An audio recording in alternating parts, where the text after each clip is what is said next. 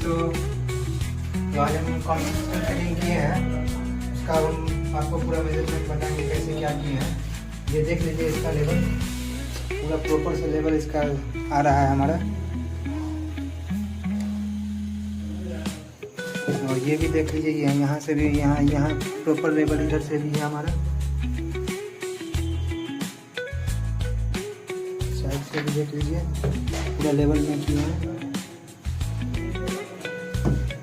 इसका जो मेजरमेंट है ये नीचे वाला, इसको हमने सेंटर टू सेंटर 5.5 इंची रखा है। ये इसमें कोई भी स्टैंडर्ड कमोड आपको आराम से लग जाएगा, वैसा भी कमोड होगा स्टैंडर्ड वो लग जाएगा। बाकी तो ये अपने हिसाब से रहता है, बाथरूम की क्या चौड़ाई है उसके हिसाब से अपना रखना है।